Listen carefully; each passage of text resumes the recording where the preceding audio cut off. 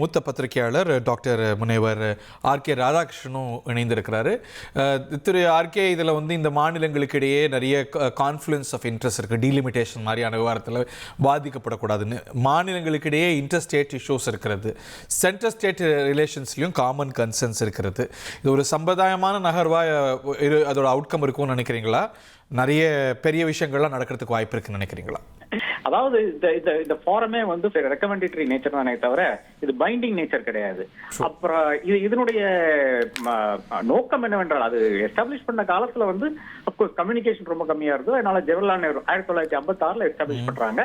எல்லாமே காங்கிரஸ் முதலமைச்சர்கள் இருந்த ஒரு தருணம். அந்த தருணத்தில் குரூப்பாக முதலமைச்சர்களை காணலாம், நான் மீட் பண்ணலாம் என்ற அந்த அடிப்படையில் உருவாக்கப்பட்ட ஒரு கருத்தியல்.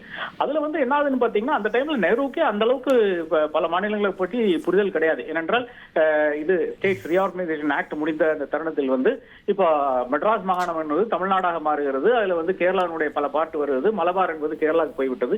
அந்த ஒரு பேசிஸ் இதை பார்க்க வேண்டும். இப்ப 2022 இதே மாதிரி ஒரு கூட்டம் திருவனந்தபுரத்தில் நடந்தது. நமக்கு யாராச்சும் ஏதாச்சும் தெரியுமா? ஏதாச்சும் அதனால நடந்த ஒரு நல்ல விஷயம் யாராச்சும்? So it is ஒரு anachronistic, it belongs in a different time னு சொல்றீங்களா? முழுக்க வேறொரு டைம்ல நடக்க வேண்டிய ஒரு விஷயமா இருக்கிறது. இப்போ இட் இஸ் irrelevant. இப்போது இது நடத்தலாம். யார் நடத்த வேண்டும் என்று பாத்தீங்கன்னா, மத்தியிலிருந்து ஒருத்தர் உட்கார்ந்து பேச வேண்டிய அவசியம் கிடையாது. ஒரு unstructured informal meeting south chief ministers தாராளமாக உட்கார்ந்து பேசலாம். எப்படி டீலிமிட்டேஷனை பத்தி முக ஸ்டாலின் ஒரு கூட்டம் கூட்டினாரோ, அதுல ரேவந்த் ரெட்டியும் அதே மாதிரி சித்தாராமையா வரல நினைக்கிறேன், வேற யாரோ வந்தாங்க கர்நாடகத்துல இருந்து. அதே மாதிரி கேரளா முதல்வர் பினராயி விஜயன் இருந்தாரு, அவர் வந்தார். அப்ப இந்த மாதிரியான ஒரு அன்ஸ்ட்ரக்சர்ட் இல்லை என்றால் ஒரு ஸ்பெசிபிக் இஷ்யூஸ்க்காக தாராளமாக மீட் பண்ணலாம் என்று நான் கருதுகிறேன். இது சும்மா வடை, காஃபி, அதே மாதிரி காஜு கட்லி சாப்பிட வேண்டிய ஒரு கூட்டமாக தான் நான் பார்க்கிறேன்.